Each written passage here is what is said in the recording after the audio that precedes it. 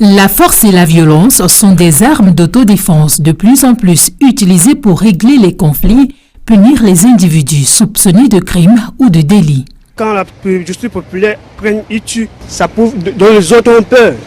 Par rapport quand la gendarmerie arrête, on met en cellule 2 ans, 3 ans, il est dehors, il continue son travail. La population souffre de ce qu'on appelle l'ignorance.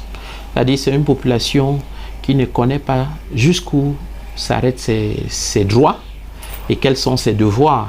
Si la population avait été formée ou bien si elle avait été sensibilisée sur des questions de droit, elle ne se serait pas rendue justice. Dans un champ de bataille où les droits et les devoirs des citoyens sont mis hors jeu, qu'est-ce qui pousse réellement les populations à vouloir se rendre justice elles-mêmes?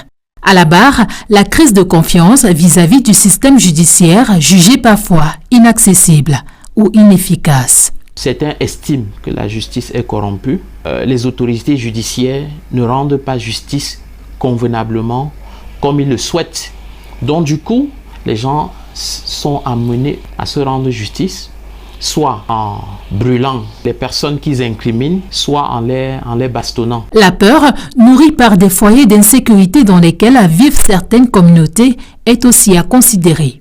Pour être à l'abri des affres de l'insécurité, des groupes se sont constitués en comité de vigilance. Le rôle du comité de vigilance, c'est d'être en alerte dans la société, de pouvoir surveiller s'il y a des intrus, d'identifier tous les potentielles personnes qui visitent la communauté et de pouvoir repérer les suspects et de les conduire auprès de la gendarmerie ou bien de la police.